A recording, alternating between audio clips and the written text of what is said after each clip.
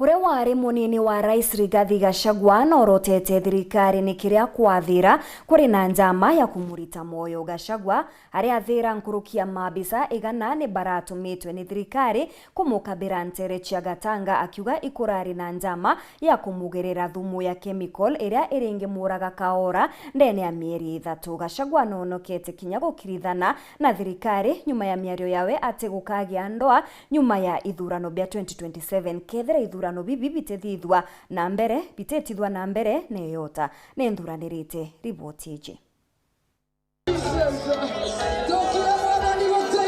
Uria wari munini wa Rais Rigathi Gachagua akiaria na andiki bante ntuku ya narua ni atumirite ati ntuku ego rwagita kiuthurano kia maromba kanisene mwe gicigone kia Gatanga kaunti ya Murang'a ni aria agwatire riboti ati Rais William Ruto ni athanite athiranwe no buru. Yesterday, Sunday, the 18th May 2025, I received intelligence reports that President William Ruto had ordered that I be dealt with once and for all.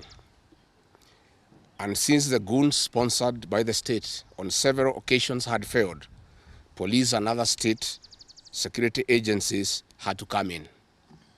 At about 11 a.m., same Sunday, 18th May 2025, this information was communicated to the Inspector General of Police, the Director General of the National Intelligence Service, and the Director of Criminal Investigations by the CS Interior Kipchumba Murkomen, and consequently, a killer squad composed of 101 lethal and dreaded officers from the Administration Police and seconded to the National Intelligence Service, accompanied by officers from the DCI, the Anti-Terrorism Police Unit, the General Service Unit, and the regular police were deployed. Nkurukini akwathira ati abitha bani boba gutumirwa kinya gwetithia na mbere uteki Kenya na egoro bara ikunikanite buru batikamenyeke. This killer squad have been carrying out extrajudicial killings and abductions. Yesterday, they were mobilized and cordoned off and blocked all exits from Gatanga constituency.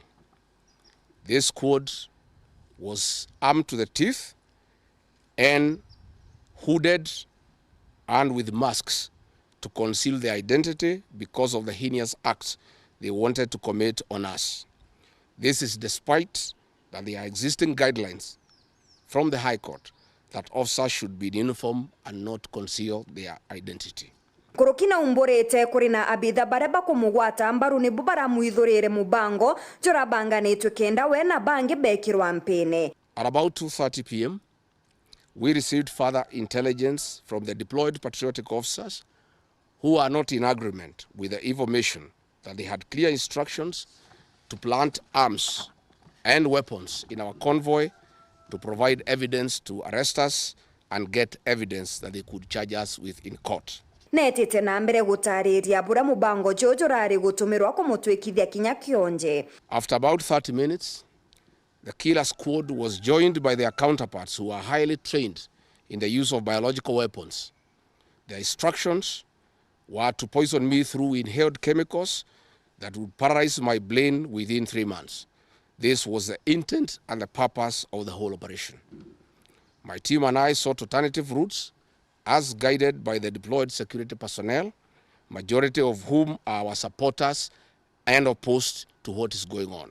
Gachagua nongerete ati Rais Ruto ni arekerete watho bwa abitha kiumbe bareba kumwa ukaria gwitwa mwana we kwethirwa ati kwenda akenya baririkanwa ikarikari onyomo ntere cia kiamba. We have credible information that President Ruto has directed that my private security personnel be disarmed and be targeted for withdrawal of their licenses so that they can leave me vulnerable to allow room for goons to attack and possibly eliminate me.